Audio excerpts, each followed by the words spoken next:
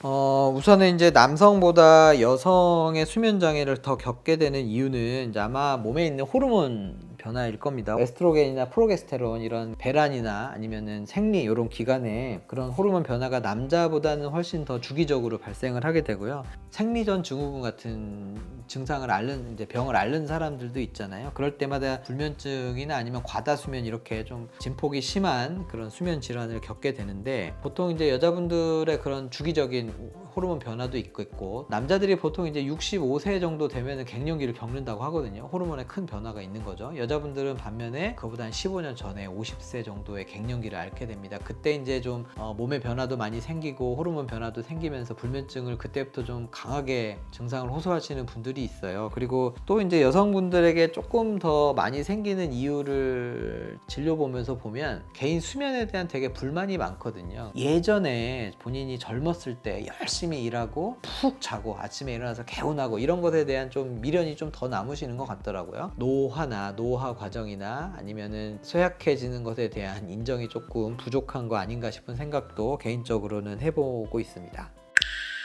임신과 출산도 수면과 큰 관련이 있는데요. 이제 물론 몸에서 발생하는 변화도 있겠지만 임신을 세 단계로 나누거든요. 그럼 이제 맨 마지막 단계 정도 오면 복부가 많이 팽창을 하잖아요. 그러다 보니 뒤쪽에 있는 허리나 이런 데도 많이 무리가 됩니다. 그래서 통증 때문에 잠을 잘 못 자는 경우들도 있고요. 복부가 커지다 보니까 복압이 높아져요. 그러면은 위가 눌릴 거고 위산이 역류를 하는 경우들도 있습니다. 그래서 이제 임신 중이신 분들은 왼쪽으로 위가 이제 아래쪽으로 처질 수 있도록 왼쪽으로 눕는 것을 권장을 하고 있고요.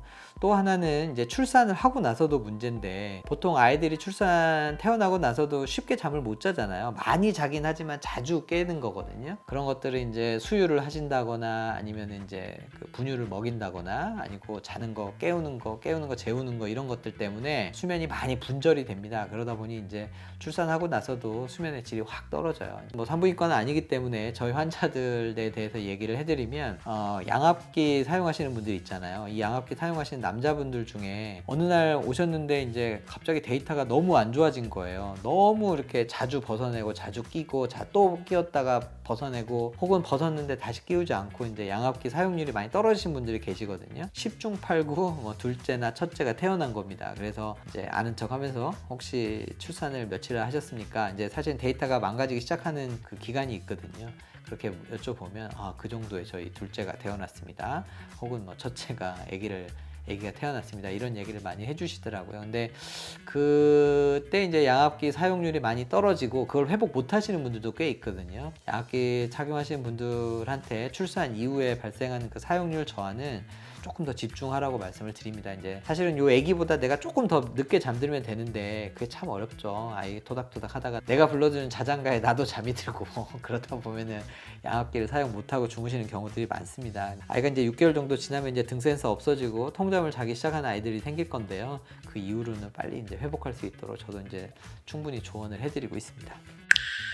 성별에 따른 수면 장애는 보통 이제 불면증 같은 경우는 여성분들이 많이 특히나 이제 중년이 넘어가는 여성분들이 많이 좀 호소를 하시는 것 같고요.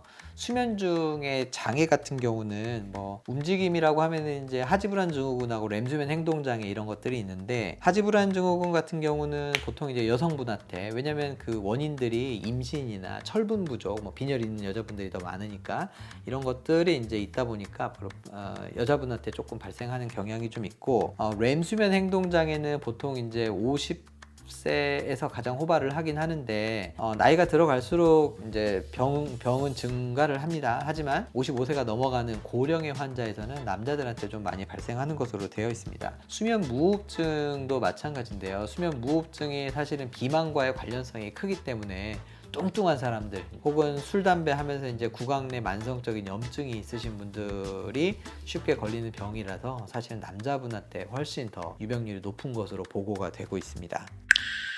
일시적인 수면 장애 같은 경우는 이제 어떤 이벤트가 있었겠죠. 뭐 누군가와 사별 혹은 이별, 급격한 뭐 스트레스 이런 것들이 있을 건데요. 원인을 제거하는 게 사실은 첫 번째입니다. 그것만 해결이 된다고 하면은 이제 원래 잘 주무셨던 분들은 적절한 수면을 할 수가 있을 건데, 제가 이제 항상 드리는 말씀이지만 우리 현대인들한테 가장 중요한 게요. 저기 핸드폰 같아요. 대략적으로 설명을 해드리면 OECD의 수면 평균 시간이 8시간 20분 정도로 돼 있고요. 대한민국 사람 평균 수면 시간이 7시간 40분 정도로 돼 있습니다. 근데 중년에 우리 한참 활동을 하시는 분들이겠죠.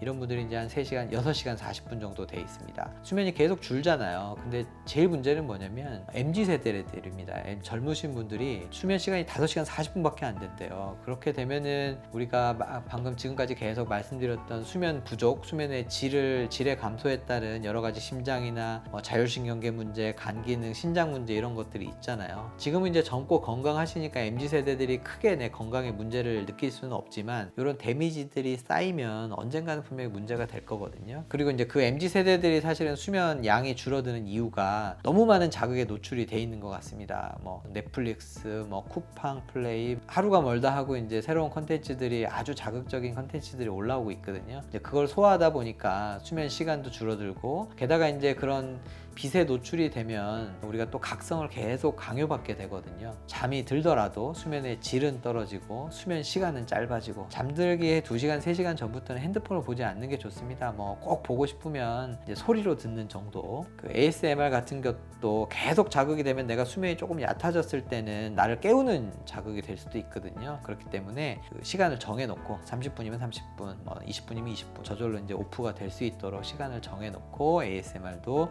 듣고 라디오도 듣고 음성 미디어도 이용을 해보시면 어떨까 하는 생각을 한번 해봅니다.